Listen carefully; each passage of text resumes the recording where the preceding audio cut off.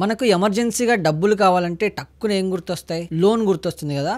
And అంతేకాకుండా ఎవరి దగ్గరికైనా వెళ్ళి అప్పు అడుగుదామని కూడా అనుకుంటూ ఉంటారు. బేసిక్గా అప్పటికప్పుడు అప్పు అంటే దొరకడం కొంచెం కష్టం, ఎందుకంటే జనాలు ఇవ్వరనమాట. కానీ లోన్ అనేది ఈజీగా తెచ్చుకోవచ్చు. సో అందరూ ఈ మధ్య బ్యాంకులు, ఈ ఫైనాన్స్ కంపెనీల దగ్గరికి వెళ్ళి లోన్స్ తెచ్చుకోవడం అనేది చాలా కామన్ గా మారింది. ఇంకా ప్రజెంట్ ఉన్న సిచ్యువేషన్ లో లోన్స్ తీసుకొని వాళ్ళంటే చాలా తక్కువ, ఏదో 100లో 10% ఉంటారేమో, కానీ అందరూ ఇప్పుడు లోన్స్ అయితే చాలా కామన్ గా తీసుకుంటున్నారు. సో గ్రామాల్లో అంటే పల్లెటూర్లలో కూడా లోన్లు తీసుకునే వాళ్ళు చాలా ఎక్కువైపోయారు. అంటే హౌస్ లోన్ అని చెప్పి, కార్ లోన్ అని చెప్పి, బైక్ లోన్ అని రకరకాల లోన్స్కి అయితే అలవాటు పడ్డారనమాట. ఇప్పుడు ఇంతకుముందు గ్రామాల్లో ప్రజలకు ఎలా అంటే లోన్స్ ఇచ్చేవాళ్ళు కాదు. ఈ మధ్య ఏంటంటే సిబిల్ స్కోర్ను బట్టి గ్రామాల్లో ఉన్న వాళ్ళకైనా ఎక్కడున్న వాళ్ళకైనా ఈజీగా లోన్ ఇస్తున్నారు. సో అలా ఒక లోన్ తీసుకున్నారు.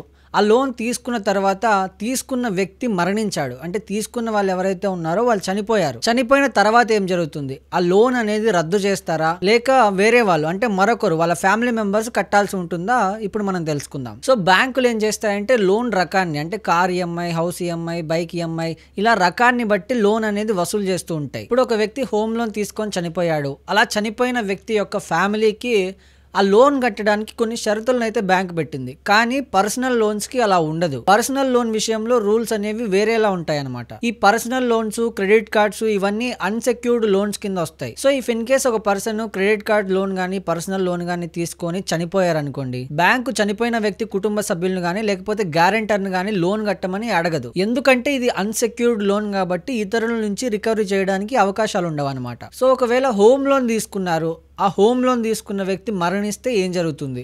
ఒకవేళ హోమ్ లోన్ తీసుకున్న వ్యక్తి మరణిస్తే హోమ్ లోన్ కి సంబంధించి అప్లికెంట్ తో పాటు కో అప్లికెంట్ అని ఒకరు ఉంటారన్నమాట. ఒకవేళ అప్లికెంట్ చనిపోతే, అంటే హోమ్ లోన్ ఎవరైతే తీసుకున్నారో ఆ వ్యక్తి చనిపోతే కో అప్లికెంట్ దగ్గర నుంచి ఆ హోమ్ లోన్ అనేది రికవరీ చేస్తారు. ఇప్పుడు ఒక హోమ్ లోన్ తీసుకున్న పర్సన్ చనిపోయారు అనుకోండి, ఆ చనిపోయిన సమాచారాన్ని కూడా కో అప్లికెంట్ కి, అంటే ఎవరైతే షూరిటీ పెట్టుంటారో వాళ్ళకి బ్యాంక్ వాళ్ళే చెప్పాలన్నమాట, ఇలా జరిగింది అని చెప్పి. సో దాని తర్వాత ఈ హోమ్ లోన్ తీసుకొని చనిపోయిన పర్సన్ ఎవరైతే ఉన్నారో అతని పేరు మీద నుంచి ఈ హోమ్ లోన్ అనేది తీసేస్తారు. సో లోన్ కి లింక్ అయి ఉన్న బ్యాంక్ అకౌంట్ కూడా తీసేస్తారనమాట. అండ్ కొన్ని సందర్భాల్లో ఏం జరుగుతుందంటే ఈ హోమ్ లోన్ తీసుకున్న పర్సన్ ఎవరైతే ఉన్నారో అతను చనిపోతే ఆ లోన్ అంతా కలిపి కో అప్లికెంట్ ఎవరైతే ఉన్నారో, షూరిటీదారులు ఎవరైతే ఉన్నారో వాళ్ళ పేరు మీదకి మార్చే సందర్భాలు కూడా ఉన్నాయి. ఒకవేళ లోన్ కి సంబంధించి ఇన్సూరెన్స్ ఉందనుకోండి, అప్పుడు ఏం జరుగుతుంది? హోమ్ లోన్ కి సంబంధించి కొన్ని సందర్భాల్లో ఇన్సూరెన్స్ ఉందనుకోండి, అప్పుడు కొన్ని ప్రయోజనాలు అయితే ఉంటాయి. అప్పుడు లోన్ తీసుకున్న వ్యక్తి చనిపోయారు అనుకోండి, ఇన్సూరెన్స్ అనేది కవర్ అవుతుంది అనమాట. సో అలా ఇన్సూరెన్స్ కవర్ అయింది కాబట్టి దీంతో కో అప్లికెంట్ ఎవరైతే ఉంటారో వాళ్ళకి ఎలాంటి ప్రాబ్లం ఉండదు. కానీ పర్సనల్ లోన్స్ లో అలా ఉండదు. సో ఒకవేళ ఎవరైనా హోమ్ లోన్ తీసుకున్నారు అనుకోండి, హోమ్ లోన్ తీసుకున్న తర్వాత ఇన్సూరెన్స్ కూడా పక్కా చేసుకోండి. ఎందుకంటే